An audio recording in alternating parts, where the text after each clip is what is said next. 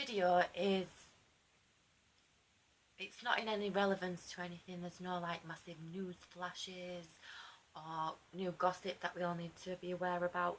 It's just me ranting on about my love for Spider-Man. I love him, Peter Parker. So I've been reading the comics back from 1961, 2? Is it 1 or 2? 1962. I'm going to say 2, when Spider-Man first appeared. And I mean, he's got superhuman strength. He can cling to shit. He's pretty fucking clever. Precognitive. I just like Spider-Man. Everyone always says, why do you like Spider-Man? Because he's not like the best of superheroes. And I just always liked the story because I feel like the audience and the reader of the comics can relate to him in some way, because we've all been bullied at school. We've all had some form of rejection in our lives. We've all been a bit quiet. And Peter Parker wasn't like an in-your-face character. He was just this teenager going through problems at school, couldn't get a girl. He was like a bit of a school loser. But we all could relate to him, not that we're all losers, but he was just like this normal guy, is what I'm trying to say. He was just normal Peter Parker. Until one day, radioactive spider came down from up above and bit him on the hand. And then he turned into, obviously, Spider-Man. You Spider-Man? I do love you, Spider-Man. And then, from that day on, he had all his superpowers. He lived with his Aunt May and Uncle Ben. The death of Uncle Ben forever is in my heart. And I'm not talking about the stupid films that have been made. I'm talking about the comics. And I always want to high-five Aunt May. Ooh. I'd love an Aunt May. We all need an Aunt May in our life. So, basically, Spider-Man series started as Peter Parker got bitten by this radioactive spider. Unlike other teenagers such as Bucky and Robin, he's just like this quirky, normal guy. Like I said, we can all kind of relate to Spider-Man. So Spider-Man has been in loads of comic book series that I'm aware of. I mean, I'm not the biggest nerd on the planet, but I do try my best to keep up to date with certain stuff. And I do know that in 2010, he was brought to the attention of the Avengers. And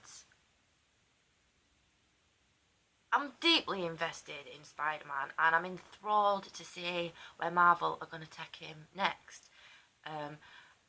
I don't care about the Marvel movies, may I add, as good as some of them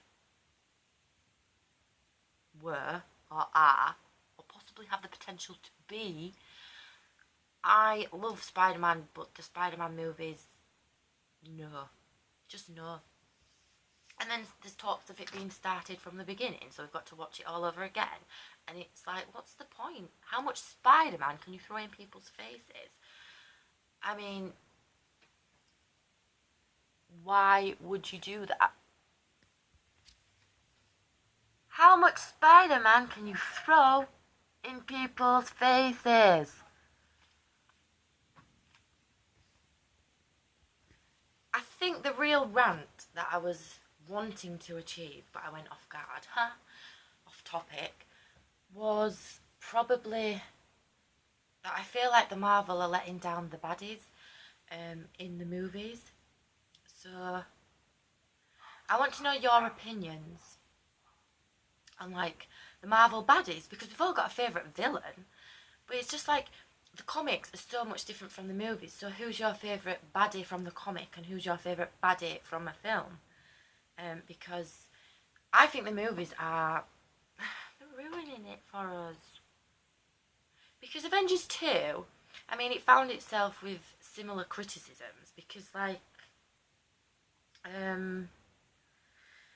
The Avengers has got thousands of fans. I mean, it's worldwide, ultimate, worldwide. But they even got, was it James Spader, rhymes with Darth Vader? That's how I remember it. To be Ultron.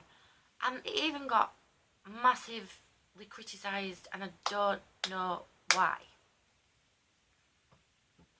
Why did it get criticised? Do you know why I did that? Because of them memes where it goes, I like Star Wars. And then it says something about Spock because it's this girl pretending she knows everything. Konnichiwa.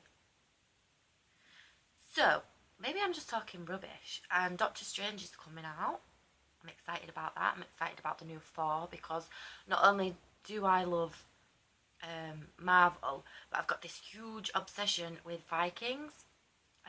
So it's kind of somewhere in between, is that, isn't it? It's like Norse mythology, but it intervenes with comics, so it's kind of good for me, even though the stories of Thor do not match at all with the real life Viking stories of Norse mythology, but that's obviously because of the comic books. And I mean, I don't think the Marvel movies have portrayed the baddies very well, and maybe that's just my opinion, and I just wanted to know if anyone else had an opinion or a favourite villain. It's quite a simple question, really. Thank you. And I'm quite aware I've been talking about Spider-Man and this is Deadpool, but I also have this massive love for Wade Wilson, and that's another movie coming out starring Ryan Reynolds. So perhaps we could have some like discussions going on about these Marvel movies, because there's always one coming out. They don't give us a break. There's always like, bam, there's another one, bam, there's another one. And if you're a true Marvel fan, I would like to know like what your thoughts are on everything. Let's just get cinematic. Let's just get geeky-matic. Let's just get a discussion going. Okay?